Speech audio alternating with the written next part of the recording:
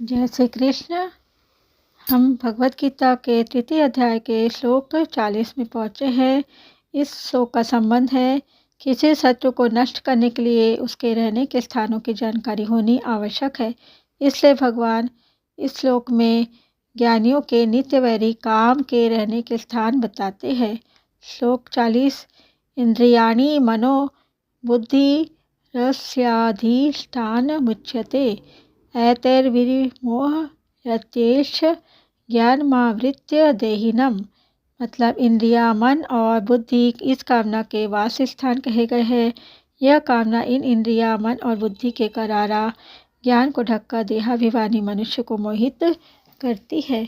व्याख्या देखेंगे। इंद्रियाणि मनो बुद्धि रस्याधिष्ठान उच्यते, मतलब काम 5 भागों में दिखता है। पहला 5 जगह भी दिखता है, जैसे कि पहला पदार्थों में, दूसरा इंद्रियों में, तीसरा मन में, चौथा बुद्धि में और 5वां माने हुए अहम मतलब मैं में अर्थात कर्ता में। इन 5 स्थानों में दिखने पर भी काम वास्तव में माने हुए अहम में ही रहता है, परंतु उपयुक्त 5 स्थानों में दिखाई देने के कारण वे इस काम के वास स्थान कहे जाते हैं। समस्त क्रियाएं शरीर, इंद्रिया, मन और बुद्धि से ही होती है। ये चारों कर्म करने के साधन हैं। यदि इनमें काम रहता है तो वह पारमार्थिक कर्म नहीं होने देता। इसलिए कर्मयोगी निष्काम, निर्मम और अनासक्त होकर शरीर, इंद्रियों, मन और बुद्धि के द्वारा अंतःकरण की शुद्धि के लिए कर्म करता है। वास्तव में काम अहम मतलब जड़ चेतन के साथ तादात्म्य में ही रहता है। अहम अर्थात मैंपन केवल माना हुआ है।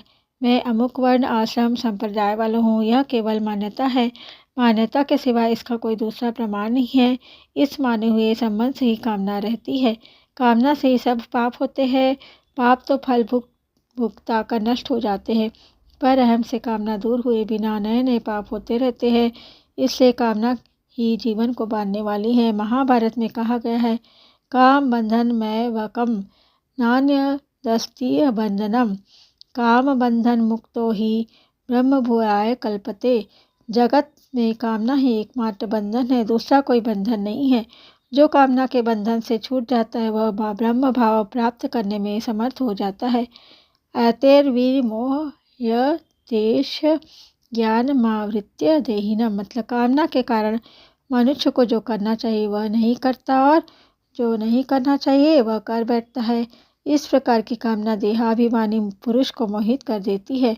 दूसरे अध्याय में भगवान ने कहा है कि कामना से क्रोध उत्पन्न होता है। कामात् क्रोधो अभिजायते, और क्रोध से सम्मोह उत्पन्न होता है। क्रोधाद् भवति सम्मोह। इससे यह समझना चाहिए कि कामना में बाधा पहुँचने पर तो क्रोध उत्पन्न होता है, पर यदि कामना में बाधा न पहुँचे तो कामना से लोभ और लोभ से सम्मोह उत्पन्न होता है। तात्पर्य है कि कामना से पदार्थ न मिले तो लोभ क्रोध उत्पन्न होता है, और पदार्थ मिले तो लोभ उत्पन्न होता है, उनसे भी मोह उत्पन्न होता है। कामना रजोगुण का कार्य करती है और मोह तमोगुण का कार्य। रजोगुण और तमोगुण पास पास रहते हैं, अतः काम, क्रोध, लोभ और मोह पास पास ही रहते हैं। काम इंद्रियों, मन, बुद्धि के द्वारा देहाभिमानी पुरुष को मोहित मतलब बेहोश कर देता है। इस प्रकार काम रजोगुण का काम होता है, होते हुए तमोगुण का कार्य मोह हो जाता है। कामना उत्पन्न होने पर मनुष्य पहले इंद्रियों से भोग भोगने की कामना करता है। पहले तो भोग पदार्थ मिलते नहीं और मिल भी जाए तो टिकते नहीं, इसलिए उन्हें किसी तरह प्राप्त करने के लिए वह मन में तरह तरह की कामनाएं करता है।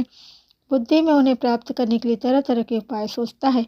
इस प्रकार कामना पहले इंद्रियों को संयोगजन्य सुख के प्रलोभन में लगाती है, फिर इंद्रिया मन को अपनी ओर खींचती है और उसके बाद इंद्रिया और मन मिलकर बुद्धि को भी अपनी ओर खींच लेते हैं। इस तरह काम देहाभिमानी के ज्ञान को ढककर इंद्रिया, मन और बुद्धि के द्वारा उसे मोहित कर देता है तथा उसे पतन के गड्ढे में डाल देता है। यह सिद्धांत है कि नौकर अच्छा हो पर मालिक तिरस्कार पूर्वक उसे निकाल दे तो फिर उसे अच्छा नौकर नहीं मिलेगा। ऐसे ही मालिक अच्छा हो पर नौकर उसका तिरस्कार दे तो फिर उसे अच्छा मालिक नहीं मिलेगा।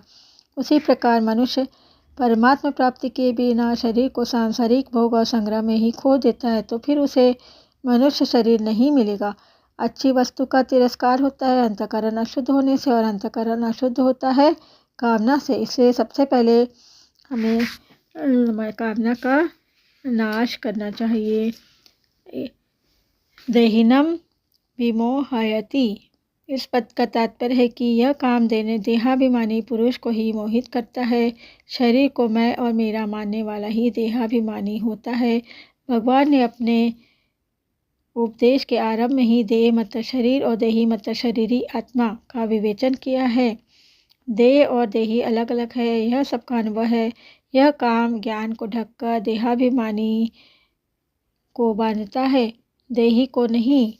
जो देह के साथ साथ संबंध नहीं मानता वह बांध नहीं सकता। देह को मैं, मेरा और मेरे लिए मानने से ही मनुष्य उत्पत्ति विनाशशील जड़ वस्तु को महत्व देता है, जिससे उसमें जड़ता का राग उत्पन्न हो जाता है। राग उत्पन्न होने पर जड़ता से संबंध हो जाता है। जड़ता से संबंध होने पर ही कामना की उत्पत्ति होती है। कामना उत्पन्न होने पर जीव मोहित होकर संसार बंधन में बन जाता है। जय श्री कृष्ण।